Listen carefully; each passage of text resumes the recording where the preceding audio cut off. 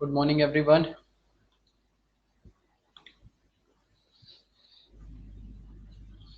Good afternoon हो गया क्या? ओह,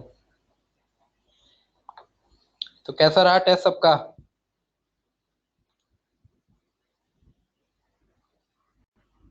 मार्क्स आए? हार्ड? हार्ड कहाँ था यार, सिंपल सिंपल क्वेश्चन थे। हार्ड तो नहीं बोल रहे, हार्ड तो नहीं बोल सकते ना उसको। हम मॉडरेट लेवल का, इजी लेवल का ऐसा बोलो।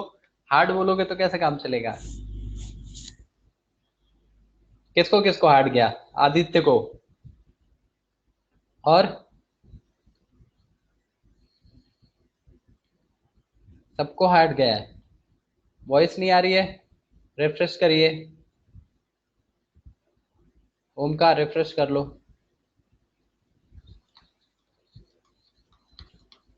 अच्छा, कितना हाईएस्ट मार्क्स आया आपके बैच से? रिजल्ट तो देखा होगा ना?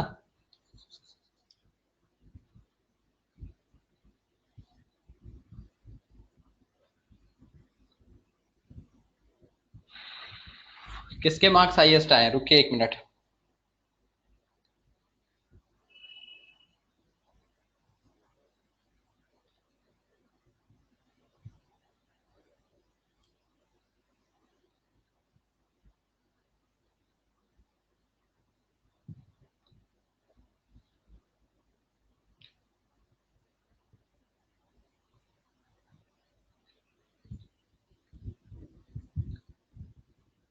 केमिस्ट्री में 145, 100 इज द हाईएस्ट।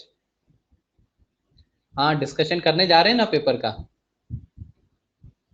नीट में। एंड इंजीनियरिंग में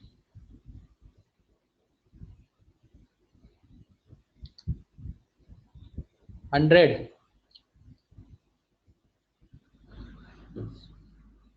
100 आउट ऑफ 100? किसके आए 100?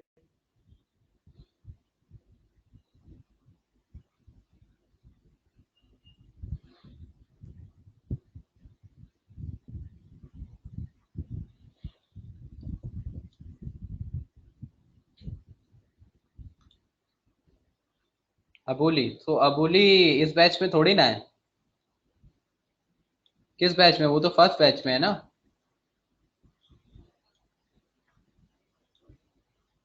हाँ, ए बैच। अरे मैं इस बैच की बात कर रहा हूँ।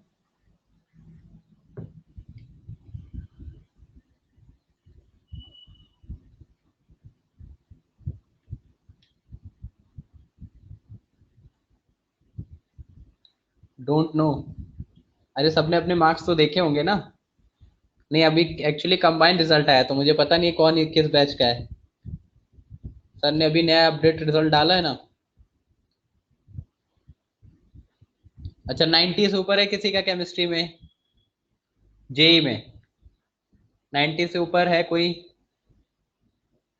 80 से ऊपर? 80 से ऊपर आए किसी के मार्क्स? ओमकार 77। ओके, मतलब 80 से ऊपर भी नहीं है किसी का।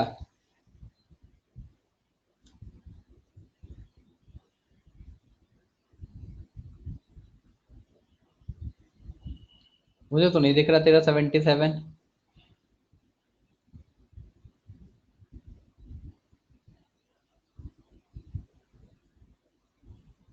अच्छा, बाकी सब्जेक्ट में तेरे बड़े कम मार्क्स हैं। फिजिक्स में 23 क्यों, इतने कम क्यों आए ओमकार?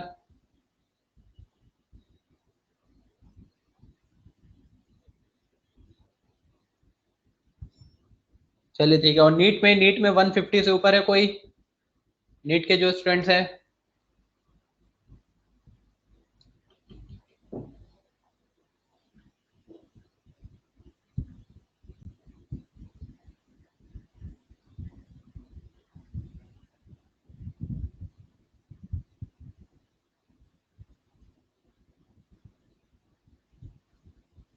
चलिए तो डिस्कशन करते हैं।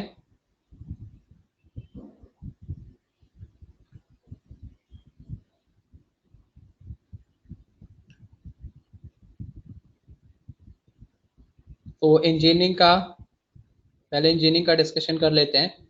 कुछ को क्वेश्चंस कॉमन होंगे नीट के लिए भी, तो नीट के स्टूडेंट भी देखेंगे इसको। ये नहीं कि इंजीनियरिंग का डिस्कशन हुआ है तो नीट के प्रेजेंट ही नहीं है। चलो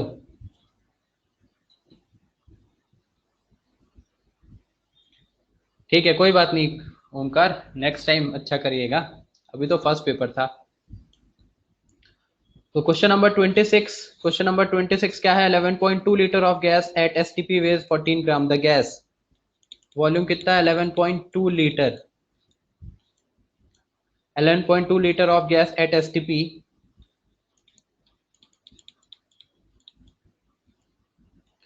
वेट 14 ग्राम, 14 ग्राम है। द गैस, गैस कौन सी होगी? अगर किसी गैस का वॉल्यूम 11.2 लीटर है एसटीपी पे, और वो एसटीपी पे उसका वेट जो आ रहा है वो 14 ग्राम है, तो वो गैस कौन सी होगी? तो एसटीपी पे अगर मैं नंबर ऑफ मोल्स निकाल लूं, तो नंबर ऑफ मोल्स का फॉर्मूला वॉल्यूम डिवाइडेड बाय 22.4। ये एसटीपी पे फॉर्मूला लगा सकते हैं, क्योंकि ये जो वॉल्यूम होता है ये रखा जाता है किस पे? एसटीपी की कंडीशन पे। तो एसटीपी की कंडीशन हमने यहाँ पे रखी, तो वॉल्यूम आपका हो जाएगा 11.2 डिवाइडेड बाय 22.4, तो आ गया हाफ मोल्स। अब ये हाफ मोल आ गए, ये आ गया हाफ मोल। अब हाफ मोल आ चुका है, तो नंबर ऑफ मोल्स का दूसरा formula, number of moles is equal to mass upon GMM. तो मास हमारे पास, नंबर ऑफ मोल्स कितने हमारे पास? नंबर ऑफ मोल्स है हाफ, मास है हमारे पास 14 ग्राम। देखिए बोल रहा है कि जो 11.2 लीटर गैस ऑक्यूपाई कर रही है उसका मास 14 ग्राम है, दिस मास इज 14 ग्राम। तो ये 14 ग्राम है, तो 14 gram divided by GMM, GMM रख देंगे।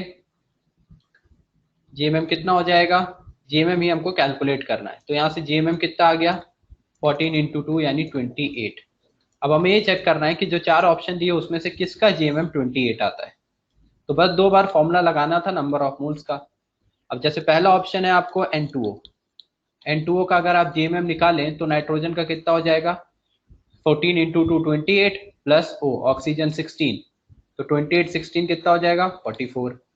फिर बी ऑप्शन जो है आपके पास वो है NO2, NO2 को हम चेक करेंगे तो NO2 का जीएमएम भी नहीं, जीएमएम निकालेंगे नाइट्रोजन का 14, ऑक्सीजन का 32 प्लस 14, 32 प्लस 14 कितना? 46।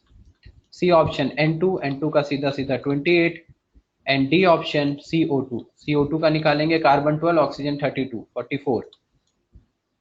तो ये 44 ग्राम, यहाँ 44 ग्राम जीएमएम, यहाँ 28, तो हमारे अकॉर्डिंग जो हमारा जीएमएम आ रहा है वो 28 ग्राम आ रहा है। इसका मतलब आंसर कौन सा होगा? C option. समझ में आया? इजी था ये तो फॉर्मूला लिख रहा हूं मैं इसलिए टाइम लग रहा है आपको। ऐसे एग्जाम में करते टाइम में फॉर्मूला थोड़ी लिखना है पूरा प्रॉपर। नंबर ऑफ मोल्स सीधा वॉल्यूम डिवाइडेड बाय ये किया, नंबर ऑफ मोल्स निकाला, फिर मास बाय जीएमएम करके जीएमएम कैलकुलेट कर लिया। चलिए सेकंड क्वेश्चन 27, किसी को डाउट होगा तो बता दीजिएगा। नेक्स्ट वन इज 27 क्वेश्चन क्या था? A sample of compound contain 9.75 gram zinc, 1/8 into this gram of chromium and this gram atom of oxygen. What is empirical formula? अब sample of compound contain 9.75 gram zinc, 9.75 gram of zinc. NEET के जो student है इस batch में, paper नहीं होगा ना आप लोगों के पास, क्योंकि क्वेश्चन फिर आपको मिलेगा नहीं ना। अभी हम डिस्कशन कर रहे हैं जेई वाला। तो 1.8 इंटू 10 की power 23 atoms of chromium and 0.6 gram atoms of oxygen. इतने ग्राम एटम्स ऑफ ऑक्सीजन, इसको सॉल्व करना है।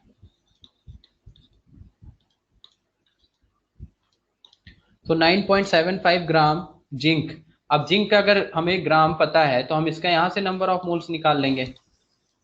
Number of moles 9.75 divided by zinc, zinc का मॉलिक्यूलर मास कितना पड़ा था हमने? 65, और क्वेश्चन में आपको वैसे भी दे रखा था 65।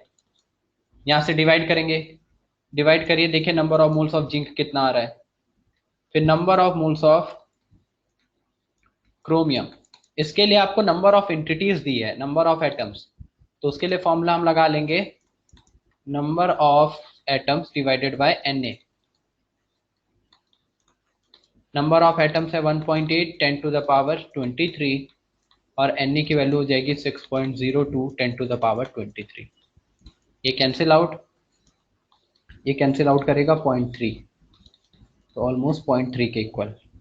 The number of moles of oxygen, number of moles of oxygen तो सीधा सीधा दिया 0.6 ग्राम एटम्स, ग्राम एटम का मतलब नंबर ऑफ मोल्स, तो नंबर ऑफ मोल्स 0.6 सीधा दिया है। तो ऑक्सीजन का नंबर ऑफ मोल्स पता है, क्रोमियम का पता है, नंबर ऑफ मोल्स जिंक का निकालना है। कितना है ये डिवाइड करके, number of moles of zinc, so number of moles of zinc will be equal to mass divided by GAM। so 9.75 gram divided by GMM का मतलब कितना हो गया 65। कितना आ रहा है डिवाइड करके, समथिंग आ रहा होगा ना, 1 पॉइंट समथिंग या कितना, 0 पॉइंट में। कैंसिल आउट करके देख लो, कैलकुलेशन करनी है, कैलकुलेशन तो थोड़ी स्पीड बढ़ाओ, कैलकुलेशन तो तुमको ही करनी पड़ेगी। 0.15 1.5 0.15 समथिंग ना, ठीक है। सो ये आ गया 0.15 0.3 0.6। अब इसका फॉर्मूला क्या होगा, तो तीनों के मोल्स ऐसे आ रहे हैं। अब जैसे देखो, मान लो फॉर्मूला ऐसे लिखा हो कहीं, जैसे हम पढ़ते हैं कि ये MgCO3, तो MgCO3 में बोलते हैं मैग्नीशियम का एक एटम, कैल्शियम का एक एटम, ऑक्सीजन के 3 एटम, तो रेशियो निकाल सकते हैं 1:1:3। तो ये इनके मोल्स का भी रेशियो होगा, अगर मैग्नीशियम का 1 मोल है तो कैल्शियम का 1 मोल, ऑक्सीजन का 3 मोल। तो वैसे ही हमारे पास यहाँ जो रेशियो आ रहा है, बस क्या करना था, जिंक क्रोमियम ऑक्सीजन इनके रेशियो निकालने थे। जिंक ऑक्सीजन क्रोमियम का रेशियो निकालेंगे तो जिंक का है 0.15:, क्रोमियम है आपका 0.3 और ऑक्सीजन 0.6। ये कितना आ जाएगा, ये 1, ये हो जाएगा 2 टाइम्स 0.15 का 2 टाइम्स 30 हो जाएगा, और ये 4 टाइम्स 6 हो जाएगा, 124। मतलब फॉर्मूला क्या हो जाएगा, Zn1Cr2O4।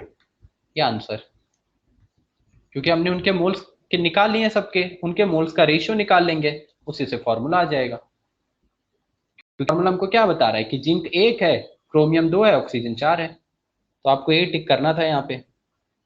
तो हमारा आंसर कौन सा हो जाएगा, Zn Cr2O4, B option, correct.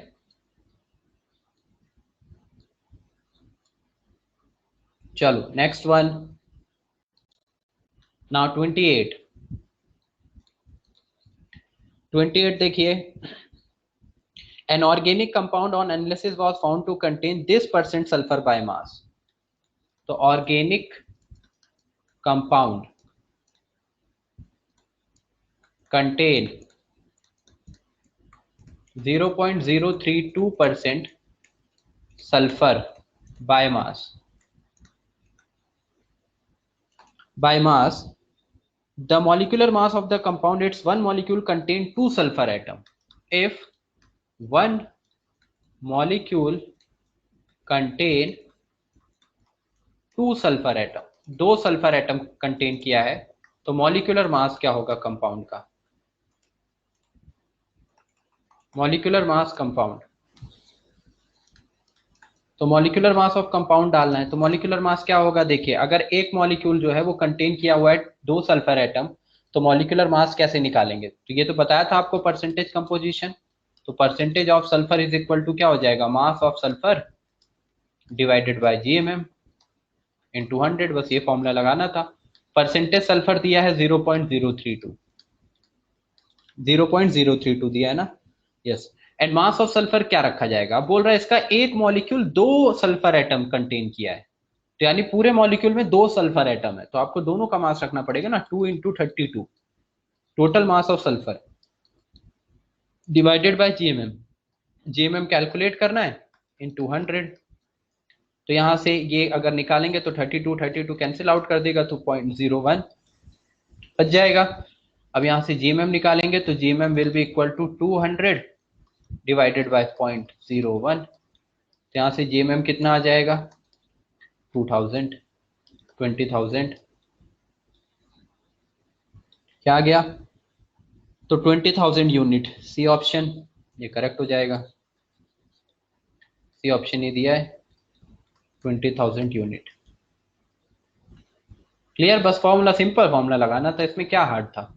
ऐसे क्वेश्चन तो कर रखे हैं ना हमने, प्रैक्टिस बुकलेट भी सॉल्व की है। मैंने आपको पहले ही बोला था जिसने जितना ज्यादा प्रैक्टिस किया है, जेन्युइनली सॉल्व किया है बुकलेट वगैरह, वो फिर इजिली कर पाएगा। अगर प्रैक्टिस नहीं है तो फिर नहीं होगा। देन 29 देखो, 0.1 mole of carbohydrate with empirical formula CS2, 0.1 mole of carbohydrate. कोई कार्बोहाइड्रेट है जिसका 0.1 मोल लिया गया है और इसका इंपिरिकल फॉर्मूला आपको दिया है। थर्ड फोर्थ क्वेश्चन बुकलेट से, 3-4 क्वेश्चन बुकलेट से थे तो अच्छा है ना, और होना चाहिए था आपसे। तो इंपिरिकल फॉर्मूला आपका कितना आ गया CH2O। तो 0.1 mole of carbohydrate contain with empirical formula CH2O contains 1 gram of hydrogen. तो कोई अगर 0.1 मोल कार्बोहाइड्रेट है, इसने 1 ग्राम हाइड्रोजन कंटेन किया है, 1 ग्राम हाइड्रोजन।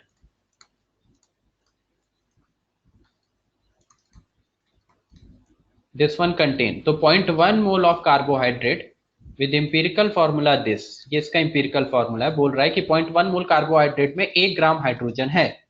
तो what is this molecular formula, तो मॉलिक्यूलर फॉर्मूला क्या होगा। सिंपल सी बात है कि अगर 0.1 मोल में 1 ग्राम हाइड्रोजन, तो 1 मोल में कितना होगा, यानी 10 का मल्टीप्लाई कर दिया तो 10 ग्राम हाइड्रोजन, यानी एक्चुअल जो कंपाउंड होगा उसके 1 मोल में 10 ग्राम हाइड्रोजन होगा। 10 ग्राम हाइड्रोजन। अब सीधा सीधा आपको समझ में आ रहा है कि अगर मुझे 10 ग्राम हाइड्रोजन चाहिए, तो ये देखो, अगर इंपिरिकल मॉलिक्यूलर फॉर्मूला क्या लिखते थे हम, मॉलिक्यूलर फॉर्मूला क्या पढ़ाया था आपको, इंपिरिकल फॉर्मूला जो भी होगा उसके साथ n। तो मॉलिक्यूलर फॉर्मूला इंपिरिकल फॉर्मूला है CH2O, इसके साथ n, तो CH2O। अब आपको ये टोटल मास, ये मॉलिक्यूलर फॉर्मूला हो जाएगा। मॉलिक्यूलर फॉर्मूले से ही हम 1 मोल का मास निकालते हैं। सो ये हमारे पास है मॉलिक्यूलर फॉर्मूला। मॉलिक्यूलर फॉर्मूला यानी कि CnH2n, CnN का मल्टीप्लाई कर दो तो बन जाएगा H2NON। ये अब आपको ये देखना है कि मैं इस 2n की वैल्यू, किसकी, हाइड्रोजन की वैल्यू कितनी रखूं कि ये इसका मास टोटल 10 आए। ये 2n कितना हो कि हमको 10 ग्राम मिले हाइड्रोजन 1 मोल के लिए। 1 मोल से ही आएगा ना। मॉलिक्यूलर फॉर्मूला क्या होगा, अगर हम जीएमएम की बात करेंगे तो 1 मोल का मास होता है। तो बेसिकली 2n की वैल्यू आपको 10 रखनी है, तो n की वैल्यू हो गई 5, n की वैल्यू 5, तो सीधा आंसर C5H10O5। छोटे छोटे कंसेप्ट यूज हो रहे हैं, बस थोड़ा सा लॉजिक लगाओगे समझ में आ जाएगा, इसमें कुछ कैलकुलेशंस लेंदी नहीं है। सिंपल क्या किया मैंने कि 0.1 मोल में, फिर से रिपीट कर रहा हूं, 0.1 मोल में 1 ग्राम था, तो 1 मोल मॉलिक्यूल में कितना हाइड्रोजन होगा वो निकाला। 1 मोल हम कहां से मास निकालते हैं, 1 मोल उसके जीएमएम से निकालते हैं, मॉलिक्यूलर फॉर्मूले से।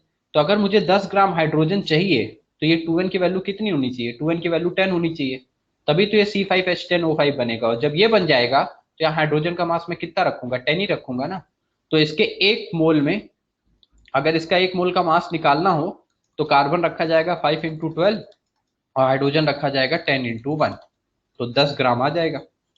और 1 मोल में 10 ग्राम चाहिए, तो हमको n की वैल्यू निकालनी थी, n की वैल्यू वहां पे पुट की और आंसर कैलकुलेट कर लिया। समझ आया ना। चलो ये हो गया 29। आफ्टर 29 30 पे आते हैं। किसी को भी डाउट हुआ तो पूछ लीजिएगा। क्वेश्चन नंबर 30 क्या है, कंपाउंड 80 ग्राम ऑन एनालिसिस। कोई कंपाउंड है जो कि 80 ग्राम दिया हुआ है, ऑन एनालिसिस गिव्स, कह रहा है इसका जो कंपाउंड 80 ग्राम है, इसका एनालिसिस आपको बता रहा है कार्बन 24 ग्राम, हाइड्रोजन 4 ग्राम, ऑक्सीजन 32 ग्राम। इसका एम्पिरिकल फॉर्मूला क्या होगा? तो अब आपको इसका एम्पिरिकल फॉर्मूला निकालना है। तो एक कोई कंपाउंड जो 80 ग्राम है वो आपको कार्बन 24 ग्राम दे रहा है, हाइड्रोजन 4 ग्राम दे रहा है, ऑक्सीजन 32 ग्राम दे रहा है। तो पूछ रहा है इसका एम्पिरिकल फॉर्मूला क्या होगा, यही है। तो टोटल 80 ग्राम में ये तीन चीजें हैं, 24 gram carbon, hydrogen 4 gram and 32 ग्राम क्या है, ऑक्सीजन है 80 ग्राम में। कंपाउंड का ये 80 ग्राम दिया है ना, 80 ग्राम ये क्या दिया है कंपाउंड का, जीएमएम। तो जीएमएम दिया होगा तो डायरेक्ट ही निकल जाएगा। On compound 80 gram on analysis give this. तो चलो 24 ग्राम दिया, तो अगर परसेंटेज वाइज भी निकाल लें, जैसे इनको ऐड करते हैं हम, 24 प्लस 4 कितना हो जाएगा 28, 28 प्लस 32 कितना हो जाएगा 60 ग्राम आएगा ना ये टोटल। तो क्योंकि ये 80 ग्राम है कंपाउंड, तो ये इसका जीएमएम अगर दे रखा होगा, हमें इंपिरिकल फॉर्मूला उसका निकालना है, इंपिरिकल फॉर्मूला। ऑप्शन रख के भी चेक कर सकते हो आप, जैसे ऑप्शन आपको दिया है, ऑप्शन रख के चेक कर लोगे तो डायरेक्ट आंसर आ जाएगा, उसके लिए कैलकुलेशन करने की नीड नहीं पड़ेगी। जैसे पहला क्या दिया है, C2H2O2। अब अगर आप यहाँ पे इसका जीएमएम निकालें, जीएमएम मैं बोल रहा हूँ, तो जीएमएम कार्बन का हो जाएगा 24, हाइड्रोजन हो जाएगा 4, ऑक्सीजन 32, यही आ रहा है जैसा ये दिख रहा है। लेकिन ये जो जीएमएम होगा ये परसेंटेज वाइज, इसका परसेंटेज जो निकालेंगे वो अलग अलग है। परसेंटेज बाय मास याद है आपको, टेबल में सबसे पहले क्या लिखते थे, जब भी हम इंपिरिकल फॉर्मूला बनाते थे तो ऐसे टेबल बनाते थे और यहाँ लिखते थे कार्बन, यहाँ लिखते थे हाइड्रोजन, यहाँ ऑक्सीजन, ये एलिमेंट। अब अगला कॉलम किसका होता था, अगला कॉलम होता था इंपिरिकल परसेंटेज बाय मास का, कितना परसेंटेज बाय मास प्रेजेंट है। तो कितना परसेंटेज बाय मास है, तो वो कैसे निकालेंगे, परसेंटेज बाय मास कैसे निकालेंगे, 24 ग्राम इन 80 ग्राम, तो 24 डिवाइडेड बाय 80 इंटू 100, यहाँ से इसका परसेंटेज आएगा। फिर 4 डिवाइडेड बाय 80 इंटू 100, यहाँ से इसका परसेंटेज आ जाएगा। फिर 32 डिवाइडेड बाय 80 इंटू 100, यहाँ से इसका परसेंटेज आ जाएगा। अगर इसको कैंसिल आउट कर लें तो 3 10 10 से 10 गया यानी 30%। इसको कैंसिल आउट करें 20, कैंसिल आउट 5%, क्योंकि ये 80 ग्राम में इतना इतना इतना प्रेजेंट है। तो आपको परसेंटेज बाय मास का टेबल पहले कैलकुलेट करना पड़ेगा। अभी डायरेक्ट ऑप्शन से कैसे करना वो भी बता रहा हूँ। देन ये 2 टाइम्स ये 5, 200 बाई 5, 205, ये इसको कैंसिल आउट कर दो 20 40, तो ये आ रहा है 40 30 एंड 5%, ओवरऑल 100 हुआ नहीं हुआ ना, कैलकुलेशन चेक कर लीजिए एक बार। 80 ग्राम में अगर इतना इतना दे रहा है, 24 4 ग्राम 32 ग्राम, ये 24 बाई 80, कैलकुलेशन करेक्ट है ये, 300 by 10 30%, then second one 4 by 80 into 100 5%, and last one 32 by 80 into 100, 32 by 80 into 100 कितना हो जाएगा, ये 0 8 10 बाई 8,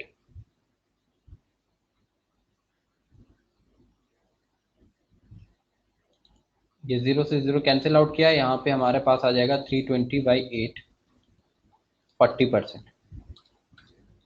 तो ओवरऑल जो कैलकुलेशन है, ओवरऑल जो उनका परसेंटेज है वो कितना आना चाहिए, तीनों का एडिशन 100% ही आना चाहिए ना, तभी तो इंपिरिकल फॉर्मूला कैलकुलेट करेंगे। तो यहाँ पे वैल्यूज कुछ गलत तो नहीं दे रखी हैं, 24 ग्राम है, 4 ग्राम है, ऑक्सीजन 32 ग्राम है।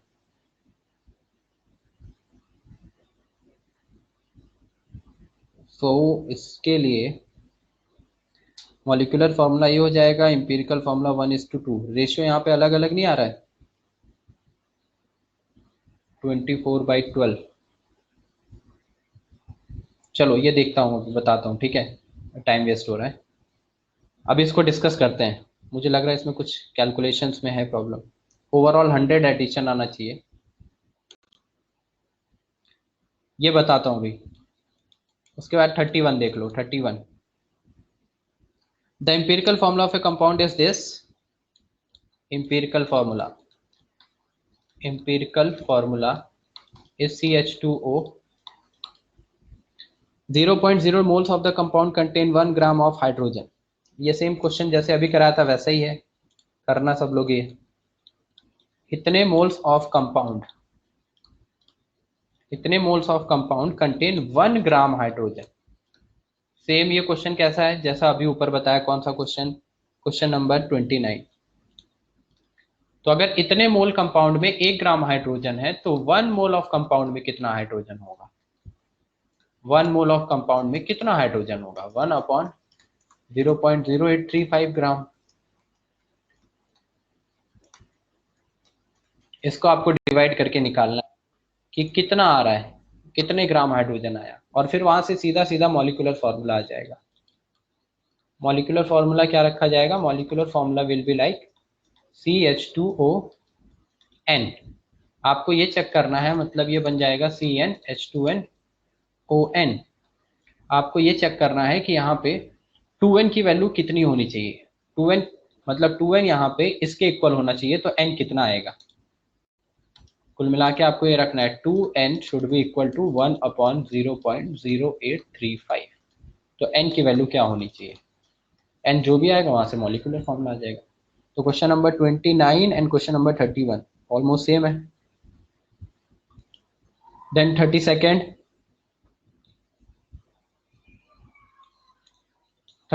तो एकदम इजी क्वेश्चन है। The empirical formula of acid is CH2O2।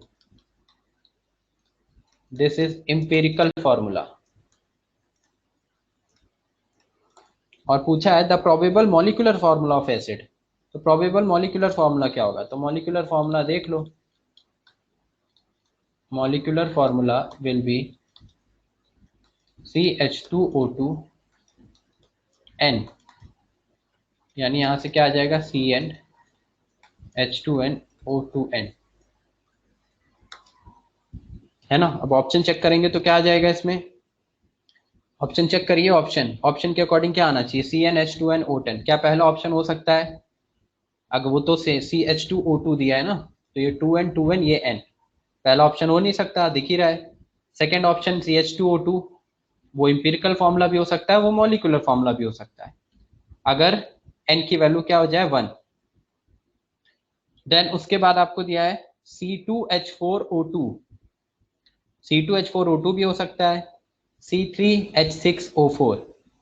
तो the probable molecular formula of acid, अब जो एसिड है उसका जो प्रोबेबल मॉलिक्यूलर फॉर्मूला है वो क्या होना चाहिए?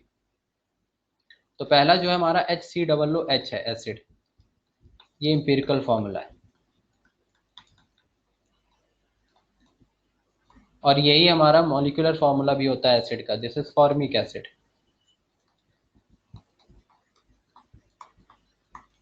नॉमेनक्लेचर में ये आप पढ़ेंगे, अगर नहीं भी पढ़ा है तो। फॉर्मिक एसिड का फॉर्मूला जो हमारे ओइक एसिड्स होते हैं, तो जो इंपिरिकल फॉर्मूला आपको दिया है वही मॉलिक्यूलर फॉर्मूला। लेकिन अगर आप दूसरा रखते हैं, जैसे C2H4O2 है, तो वो बन जाएगा CH3COOH। ये क्या बन जाएगा? C2H4O2। ये हो जाएगा एसिटिक एसिड।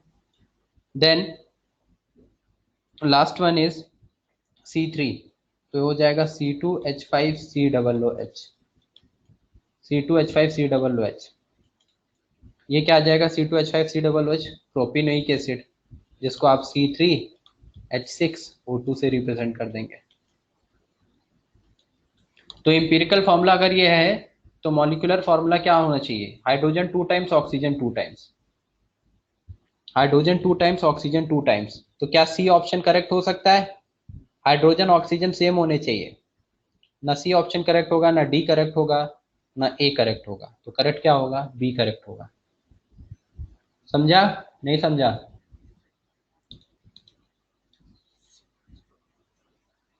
नहीं समझ में आया? अरे तो नहीं समझ में आया तो बोलो ना। हाँ तो बोलेगा कौन? चलो ये इसका मॉलिक्यूलर फॉर्मूला, ये यहां तक लाइन समझ में आ रही है? मॉलिक्यूलर फॉर्मूला ये होना चाहिए CnH2nO2। तो ये n लिखते थे ना, n मॉलिक्यूलर फॉर्मूला, n का मल्टीप्लाई कर देंगे तो CnH2nO2n, n का अंदर मल्टीप्लाई कर दिया है। ये क्लियर है कि नहीं, या ये भी नहीं समझ में आ रहा जो लाइन लिखी हुई है अभी? क्यों पार्थ, समझ में आया? ये लाइन तो क्लियर होगी ना? हाँ चलिए, तो अब मैं बोल रहा हूं कि n की वैल्यू उठा के 1 रख दो। अगर n 1 हो गया तो मॉलिक्यूलर फॉर्मूला क्या मिलेगा बताओ? अगर n 1 हो गया तो मॉलिक्यूलर फॉर्मूला तो यही मिल जाएगा ना, CH2O2। अगर n की वैल्यू 2 हो गई तो मॉलिक्यूलर फॉर्मूला क्या मिल जाएगा? C2H4O4। मैं बोल रहा हूँ फिर n की वैल्यू 3 हो गई तो मॉलिक्यूलर फॉर्मूला क्या हो जाएगा? C3H6O6। 3 तक मैंने लिखा है, आगे भी आप n लिख सकते हैं, लेकिन वो इसलिए नहीं लिख रहा हूँ क्योंकि ऑप्शन में दिया ही नहीं है C3 के आगे। अब पहला ऑप्शन ये दिया है CH2O। क्या तुमको ये मॉलिक्यूलर फॉर्मूला मिल रहा है इसमें? नहीं मिल रहा ना, तो पहला ऑप्शन तो रॉन्ग होगा क्योंकि इसमें है ही नहीं ऑप्शन। ये देखो जो हमने निकाला है n की वैल्यू रख रख के, मैच तो करना चाहिए। देन बी ऑप्शन आपको क्या दिया है? CH2O2। ये तो मैच कर रहा है इस वाले से। अगर n की वैल्यू 1 हो गई तो इंपेरिकल फार्मूला और मॉलिक्यूलर फार्मूला सेम हो जाएंगे। जो इंपेरिकल फार्मूला था वही मॉलिक्यूलर फार्मूला, अगर n की वैल्यू 1 हो गई तो ये तो मैच कर रहा है। देन सी ऑप्शन देखिए, C2H4O2। क्या ये मैच कर रहा है? नहीं मैच कर रहा है क्योंकि हमको मिला है C2H4O4। ये O4 है और यहाँ ऑप्शन में O2 दिया है, तो नहीं मैच कर रहा है ये।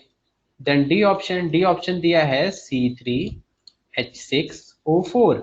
क्या ये मैच कर रहा है? नहीं मैच कर रहा। जब हम C3 की बात कर रहे हैं तो हमारे पास मिला है C3H6O6, ये C3H6O4 है, तो ये भी रॉन्ग है। अभी समझ में आया? तो फिर चारों ऑप्शन में मैच कौन सा कर रहा है? अगर n की डिफरेंट वैल्यू रखें तो केवल ये ऑप्शन मैच कर रहा है ना। तो मतलब प्रोबेबल फॉर्मूला ये है, हमको एग्जैक्टली यही होगा ये नहीं बोल रहे हैं। पूछा है कौन सा फॉर्मूला होने की प्रोबेबिलिटी है, कौन सा हो सकता है, तो ये हो सकता है। अगर ऑप्शन में ये भी दिया होता तो ये भी हो सकता है, दूसरा भी।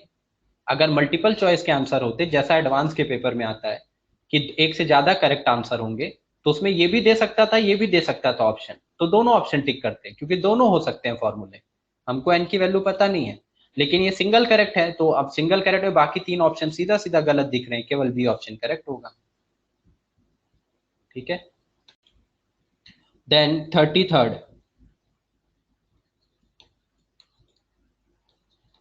क्या है? Fan is the number of valence electron 4 पाई। ये तो बुकलेट का क्वेश्चन है, ये तो नहीं बता रहा, किया है ना, याद ही होगा सबको। 4.2 gram of nitride ion. Booklet या फिर मैंने डीपीपी करवाई थी शायद, उसमें था, कहीं तो था। जब हम डिस्कशन कर रहे थे तो ये क्वेश्चन मिला था। नंबर ऑफ वैलेंस इलेक्ट्रॉन, हाँ इसमें नंबर ऑफ वैलेंस इलेक्ट्रॉन हमें कैलकुलेट करने थे, तो ये क्वेश्चन मैं बता रखा है। तो number of valence electron in 4.2 gram of nitride ion. तो ये तो आई थिंक पूरी क्लास का करेक्ट होना चाहिए। मैंने आपको पहले ही बताया था, आपको कोई चीज नहीं आती है कोई प्रॉब्लम नहीं है, लेकिन एक बार जब आप सीख रहे हैं तो उसको फिर ऐसा लर्न करिए, ऐसा सीखिए कि आपको दोबारा फिर ऐसा भूलने वाला प्रॉब्लम ना रहे। कि अब जैसे ये क्वेश्चन हमने डिस्कशन किया तो ये क्वेश्चन उस टाइम पे क्लियर हो, पहले नहीं आता कोई बात नहीं, लेकिन जब आप पढ़ रहे हो तो ऐसा क्लियर रखो कि दोबारा अगर वो क्वेश्चन आया तो तुरंत हो जाए। सो ये हो गया। Then the weight of this molecule of copper sulphate, ये भी डीपीपी का ही क्वेश्चन था ना। 10⁻22 मॉलिक्यूल्स ऑफ CuSO4.5H2। इसका मॉलिक्यूल इतने, अगर 10⁻22 मॉलिक्यूल्स हैं इसके, तो इसका वेट कितना होगा? वेट क्या करेंगे? तो 1 मोल का मास कितना होता है? 1 mole is equal to GMM होता है। 1 मोल का जो मास होता है, 1 mole mass of 1 mole is equal to GMM। GMM क्या होती है? 1 मोल के मास की डेफिनेशन होती है।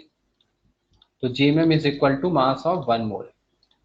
मास ऑफ 1 मोल, और मास ऑफ 1 मोल का मतलब हो गया मास ऑफ Na मॉलिक्यूल्स, क्योंकि 1 मोल में एवोगैड्रो नंबर होते हैं। तो Na मॉलिक्यूल्स, ये तीनों लाइन सेम है।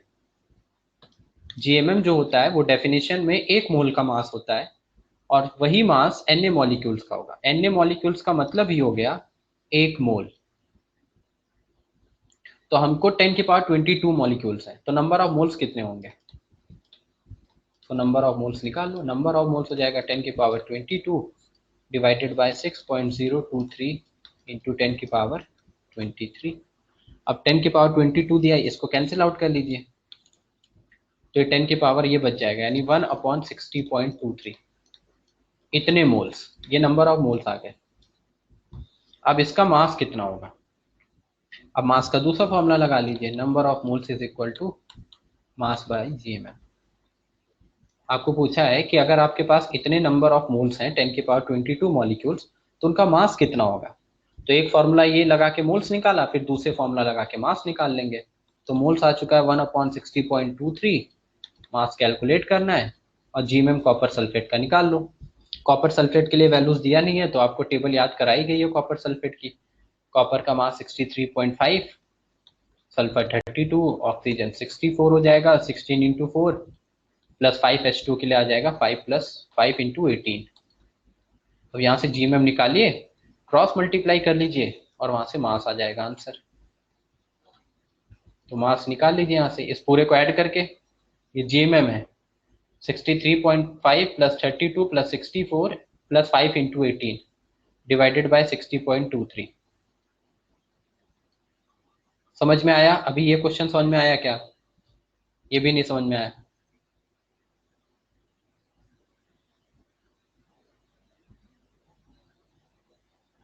अगर नहीं समझ में आया तो पूछ लीजिए, मैं बार बार बोल रहा हूँ। नंबर ऑफ मोल्स का 2 बार फॉर्मूला लगाना था बस। चलो, then question number 35, the number of electron in 1 mole of hydrogen molecule. Calculate करके देखो कितना आंसर आ रहा है इसका।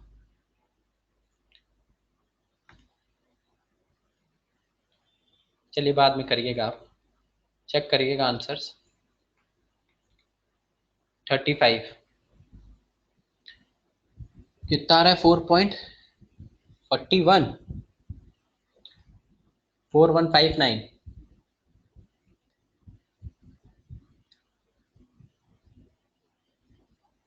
4.159 कैलकुलेट किया भी है। आगे, the number of electron 1 mole of hydrogen molecule, 1 mole of H2 molecule, 1 mole of H2 molecule में कितने नंबर ऑफ इलेक्ट्रॉन्स होंगे? अब 1 मॉलिक्यूल, अगर एक मॉलिक्यूल H2 लिया, 1 मॉलिक्यूल ऑफ H2, तो उसमें इलेक्ट्रॉन कितने आते हैं? 2 इलेक्ट्रॉन। तो 1 मोल ऑफ हाइड्रोजन में कितने हो जाएंगे? 2 इंटू Na। बस ये खत्म answer. 2 into Na electrons, Na 2 into Na electrons का मतलब मल्टीप्लाई कर दोगे 2 इंटू 6.022 10 की पावर 23, क्योंकि मल्टीप्लाई करके दिया हुआ है आंसर में, ऑप्शन में। तो आ जाएगा कितना? 12.044 10 to the power 23 electrons, 1 mole of H2,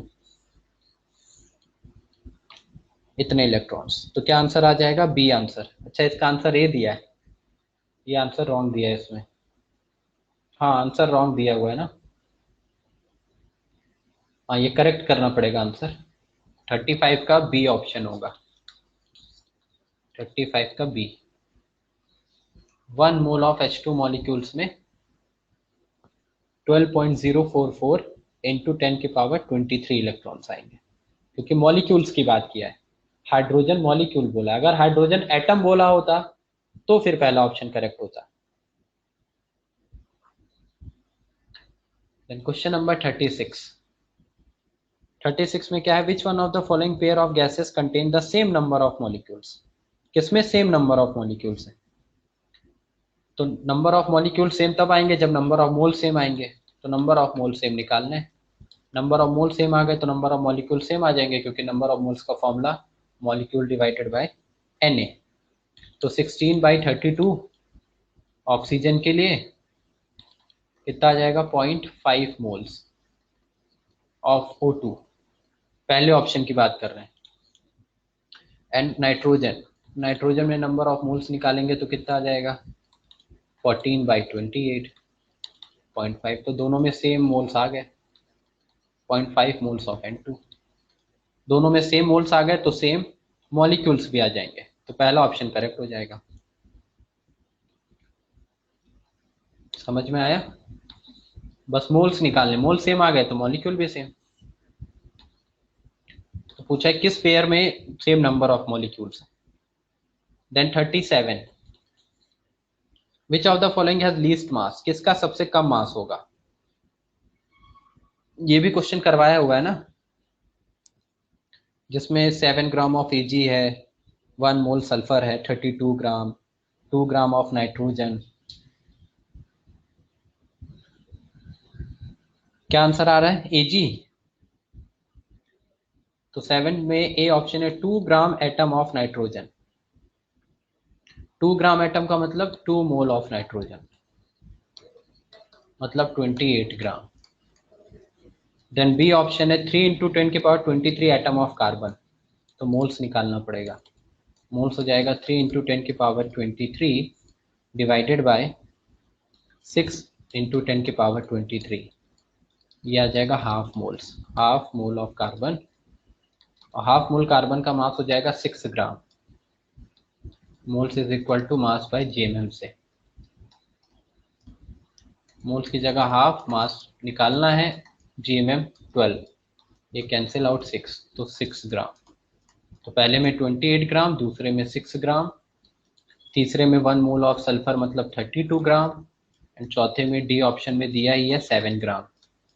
तो करेक्ट आंसर होगा बी, 6 ग्राम।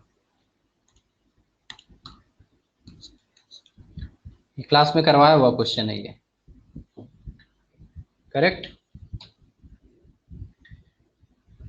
उसके बाद ऑर्गेनिक के क्वेश्चंस हैं।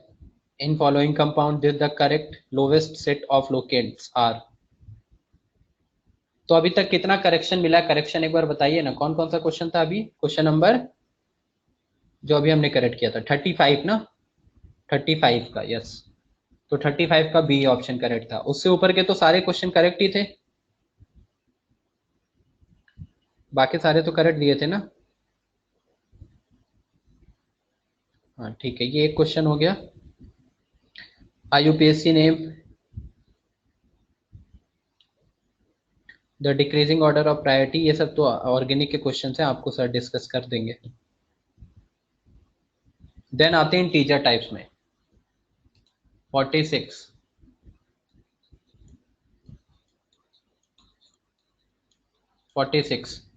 a compound of Mg contains 6% of Mg by mass. If the minimum molar mass of the compound is N, then determine the value. तो percentage composition लगाना था। Percentage of Mg is equal to mass of Mg divided by mass of Mg divided by Na। ये क्या दिया इन्होंने? Compound of Mg contain this,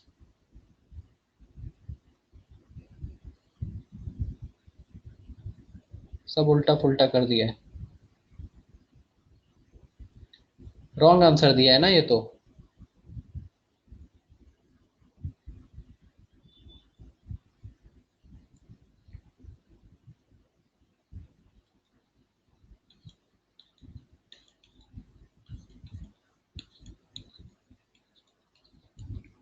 percentage of Mg कितना है? 6%। मास निकालेंगे, if the minimum molar mass of the compound, तो ये 24 हो जाएगा। सॉरी, Na क्यों लिखा मैंने? क्या हो जाएगा? जीएमएम कितना हो जाएगा इसका? जीएमएम माना x, ये आ जाएगा 4, x की वैल्यू आ गई 4 आ गया x। सारे आंसर उल्टे करते हैं इन्होंने। क्वेश्चन नंबर 46 का आंसर दिया 46.67 और 50 का आंसर 4 दिया है।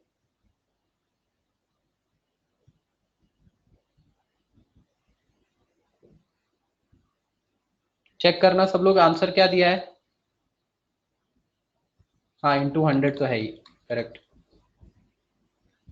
और यहाँ पे दिया है ना मॉलिक्यूलर मास जीएमएम, जीएमएम दे रखा है n इंटू 100, ये n इंटू 100 नहीं, n इंटू 100 दिया है ना क्वेश्चन में, और इधर 100 होगा, ये 100 कैंसिल आउट हो जाएगा। मैं पूछ रहा हूँ आपने आप लोगों ने आंसर उसमें लिखा था, आंसर कितना लिखा था? किसी का करेक्ट आया क्वेश्चन? किसी का करेक्ट आंसर आया है? स्किप कर दिया, इतना सिंपल क्वेश्चन। ऋतुज करेक्ट आया है? हाँ तो ऋतुज मैं आपसे ये पूछ रहा हूँ कि ये आपका करेक्शन के बाद ये करेक्ट हुआ है या पहले करेक्ट था 4?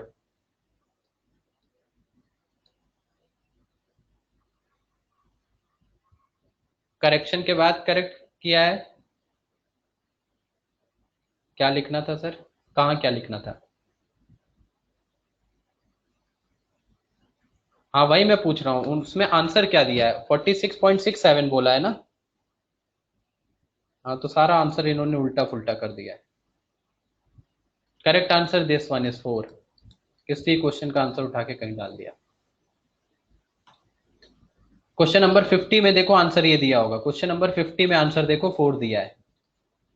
क्वेश्चन नंबर 50 में आंसर 4 दिया है और वो 46 का आंसर है, और जो 50 का आंसर है वो 46 में डाल दिए, ऐसे इधर उधर मिक्स कर दिए सब। हाँ 00 तो दिखाना ही है इंटीजर में, तो वो तो 4.00 दिखाना ही है, वो तो आपको इंटीजर जब आप भरोगे पेपर में तो ऐसे ही रिप्रेजेंट करना है, 4.00। 4.00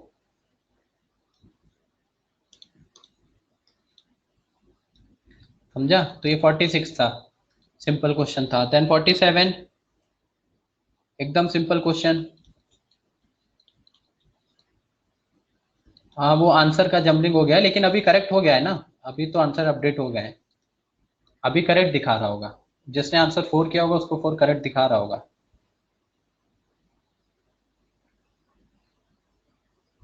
then next one is the total number of gram molecules of SO2Cl2 in 13.5 gram of sulphuryl chloride. ये तो इजी क्वेश्चन है। नंबर ऑफ मोल्स निकालेंगे, नंबर of moles is equal to mass by GMM.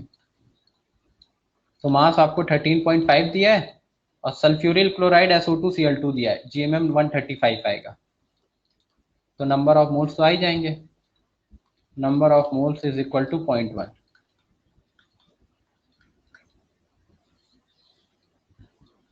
Number of moles is equal to 0.1। आपको पूछा है total number of gram molecules का मतलब total number of moles, gram molecule का मतलब मोल्स, तो यही आंसर हो गया 0.10, बस यही भरना था उसमें।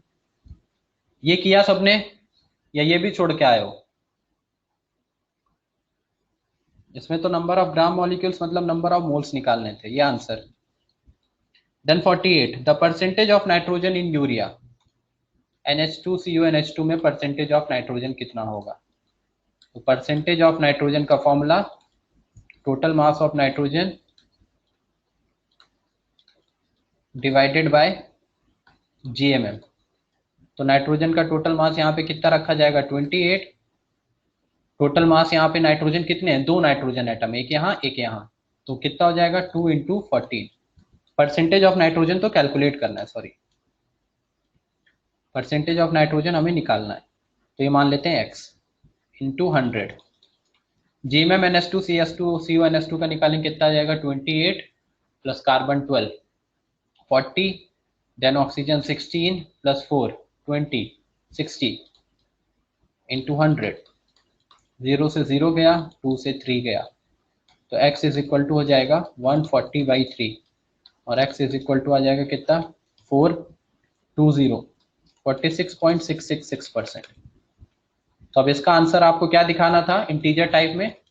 46.66 या 46.67 भी अगर लिखते, क्योंकि मैंने आपको बताया था डेसिमल के बाद 2 पॉइंट तक रिप्रेजेंट करना है, 2 प्लेसेस तक, तो 46.66 या 46.67 लिखते, दोनों ही आंसर करेक्ट थे।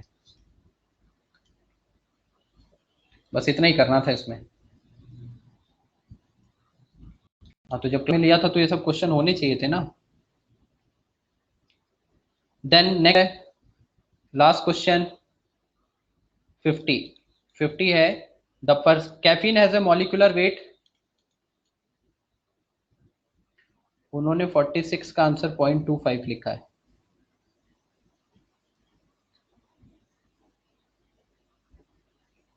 नहीं, परसेंटेज ऑफ नाइट्रोजन वाले का आंसर 46 दे दिया है क्या? हाँ 48 का, 48 तो ठीक है ना, 48 तो करेक्ट है। नंबर ऑफ मोल्स निकालने 1.4, 1.4 में कितने मोल्स आ जाएंगे उसके? C6 तो डिवाइडेड बाय दिस 0.25। तो पहले का आंसर गलत दे दिया है 46। 47 का आंसर तो सही है, 48 का आंसर भी सही है, 49 एंड 46 का आंसर एक्सचेंज कर दिया है। 49 एंड 46 का आंसर एक्सचेंज हो गया है। 46 का जो करेक्ट आंसर है वो है, करेक्ट आंसर मतलब जो उन्होंने दिया हुआ है वो 46.67 दिया है, और 49 का आंसर उन्होंने दिया हुआ है 46।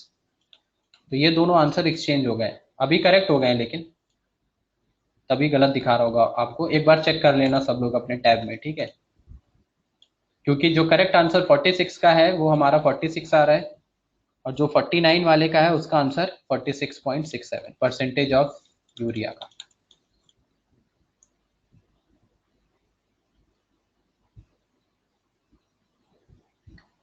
ठीक है, नहीं इसका आंसर 46 भी नहीं है, और किसके साथ एक्सचेंज किया? ये सब उल्टा पुल्टा डाल दिया है। 46 का आंसर 4 एंड 49 आ रहा है 46.66, ये करेक्ट आंसर्स हैं।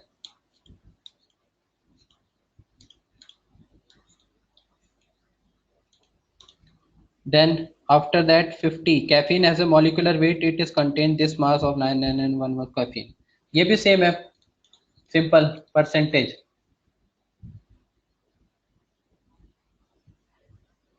हाँ वो गलती से लिख दिया है, ठीक है 49। क्वेश्चन पढ़ रहा हूँ ना, क्वेश्चन देखते जाओ।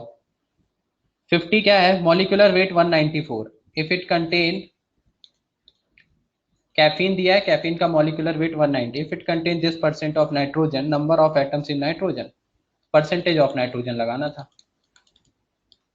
ऊपर आ जाता मास of nitrogen divided by GMM into 100। यहाँ ये दिया हुआ है 28.9, मास of nitrogen x into 14, GMM है 194 इंटू 100। तो यहाँ से x की वैल्यू निकालोगे तो आ जाएगा कितना? 4 के अराउंड, 4 के अराउंड आ जाएगा। Number of nitrogen atom in one molecule, this one is also 4।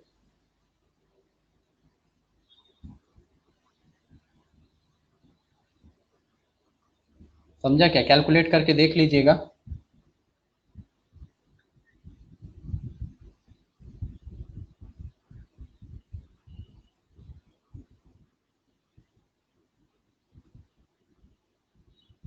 Mole concept chapter over नहीं भाई, अभी कहाँ से ओवर होगा, अभी तो बेसिक पढ़ा है। मोल कंसेप्ट बहुत बड़ा चैप्टर है। चलिए नीट के बच्चों का डिस्कशन रह गया है, कल करते हैं। और अभी सब लोग क्या करिए, डिस्कशन तो मैंने ले लिया, मेंस का तो खैर ले ही लिया। अभी आप जो नीट के स्टूडेंट है इस बैच में, उन्होंने वो मेंस का पेपर एक बार ले लीजिए, मैं इवनिंग में ग्रुप पे शेयर करता हूँ। मेंस को और नीट का दोनों शेयर कर देता हूँ। तो नीट वाले बच्चे मेंस वाला पेपर सॉल्व कर लेंगे, और जो मेंस वाले बच्चे हैं वो नीट वाला पेपर सॉल्व करेंगे। मोल कंसेप्ट अभी बेसिक है, वो दोनों में कॉमन है, उसमें कोई डिफरेंस नहीं है मेंस एंड नीट का। ठीक है, अभी जो पढ़ा है बेसिक चीज पढ़ा है, तो वो आप कर सकते हैं दोनों। और कल डिस्कशन फिर नीट का रहेगा। ओके, फिर उसके बाद आगे की चीजें पढ़ेंगे।